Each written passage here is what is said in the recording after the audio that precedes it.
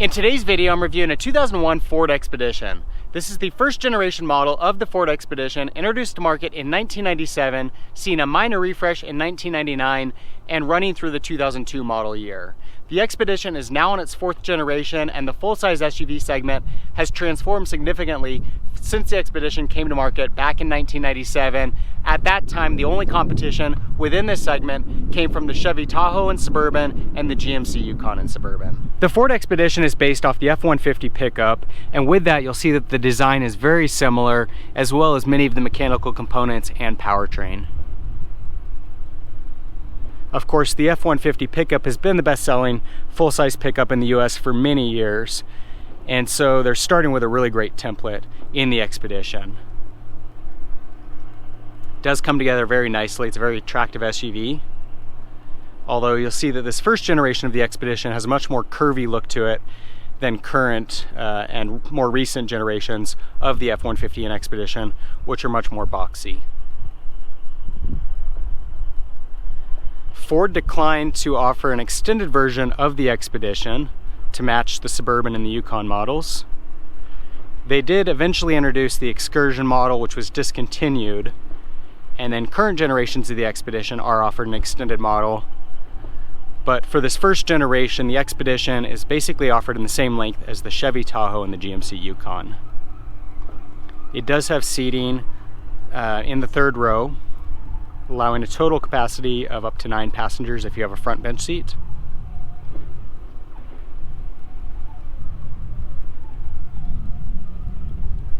You'll see this grille is carried straight over from the F-150 pickup.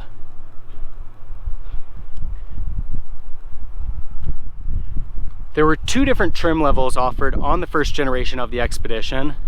The base XLT model, and this was the range-topping Eddie Bauer model.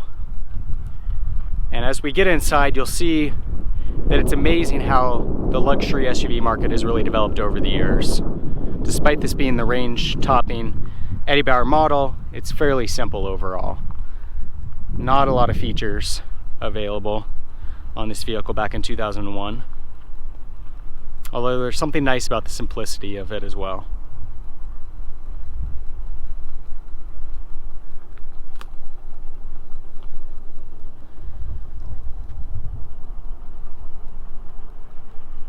See the Eddie Bauer badging on the vehicle. These are an aftermarket set of wheels, but the Eddie Bauer package did offer a slightly revised wheel package. You also notice these running boards with lights integrated. Pretty fancy feature back in this era. That's a feature of the Eddie Bauer model as well. And then inside there are a number of upgrades that you'll see.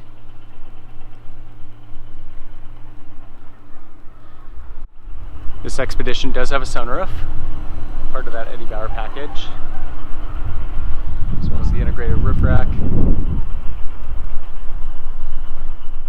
I'd say that sunroof was probably considered a pretty premium option for a full-size SUV in this era, although it'd be an expectation in today's climate.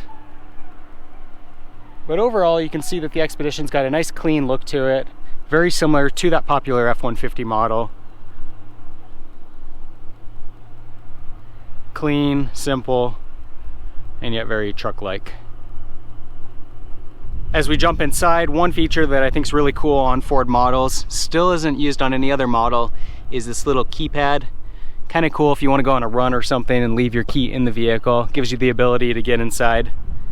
You will find the interior of this vehicle is pretty worn. It's seen a lot of use over the years. The leather seats, part of that Eddie Bauer package. And then just a very simple overall dashboard. Not a lot of features.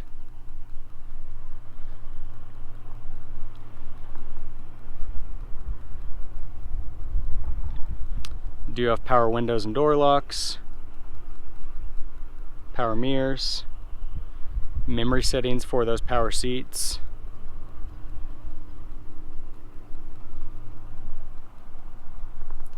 Electronically adjusting pedals, heated rear window, Controls on the steering wheel for cruise control.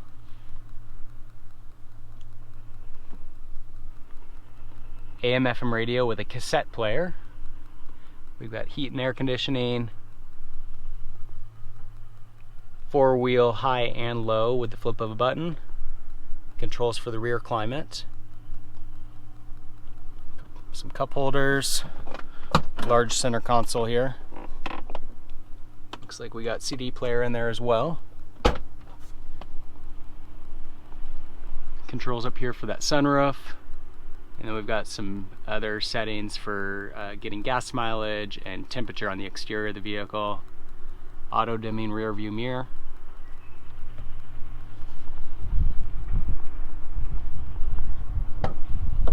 In the middle, this model's got the captain seats in the middle row, which means our total seating capacity is 7, with seating for 3 in the rear. Got controls for climate and audio in the rear here with inputs for 2 sets of headphones. So you got 3rd row seat in the rear is definitely tight. The floor really restricts the amount of legroom that you've got. And then no headrests, which is again shocking to see in a vehicle. Be a given in today's market. Now to access that 3rd row seat, obviously with the captain's row, you can fit in pretty easily through the middle. But then there's also the option to use this button here to fold this seat flat, providing another way to access the rear or to increase cargo capacity with those seats not in use. Coming around to the rear, we've got the ability to open either the hatch or the window. So we'll start with the window. This is a nice feature if you want to put groceries or other objects in without everything falling out, with that rear hatch. You see cargo capacity is a little bit limited with that seat in use, but it can be folded down or removed to increase cargo capacity. This is where the Suburban really has an advantage, as it's got a longer wheelbase, and so with that 3rd row seat in use, a lot more cargo capacity. Drop this window down, and then by flipping this the other direction, we can open that rear hatch.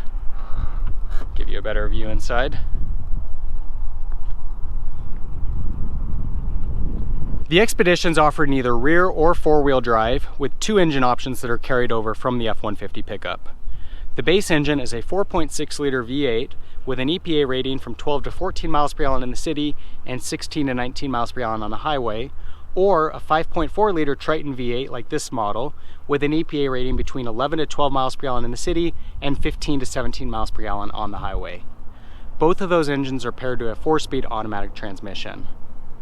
You'll see that this model also has an aftermarket K&N air filter. There's no denying that this Expedition has seen better days. The interior is in pretty rough shape, and when you stack it up against today's modern SUVs, it doesn't stand a chance when it comes to the standard options and features, the ride comfort, the powertrain, and just the overall fit and finish of the vehicle.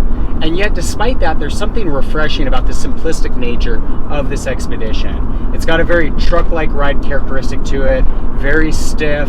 The engine's got a nice throaty sound to it. You sit up really high and you've got great visibility, and it just feels a lot more like a farm truck than a luxury SUV. And while you may be looking more for that luxury SUV, at the same time there's something kind of nice about just the basic nature of this vehicle and what you get in the first generation of the Expedition. Now, one thing I am impressed with on the Expedition is, despite the fact that this is getting up there in age, that 5.4 liter Triton V8 is a great powertrain, even with well over 200,000 miles.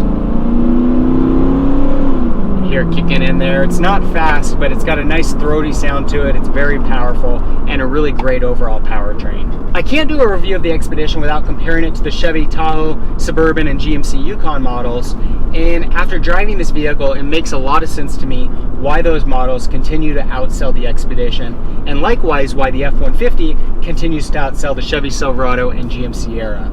And the reason why I think that is that within the pickup segment, drivers are looking for a truck-like feel. And with the F-150, you get that. You sit up a lot higher, it's a stiffer suspension, it's got a throatier V8, and people are gonna ignore the ride quality and the comfort and the quietness of the cabin, whereas in the SUV market, those factors are really important. And with the Yukon, the Suburban, and the Tahoe, they are far quieter, far smoother, far more comfortable, and they've got way more options than you get in the Expedition. And I think that's the reason those models continue to outsell the Expedition. So that's the 2001 Ford Expedition. It's amazing to see how this segment of vehicle has progressed over the years and how the Expedition model in particular has really matured in future generations.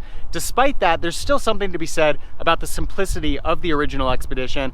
It's just a very basic truck that kind of does everything that you need it to. There's not a lot of fluff to it, and there's something that's kind of nice about that. If you have any comments or questions on the Expedition, leave them in the section below. For more car reviews, subscribe to my channel. In the meantime, thanks for watching.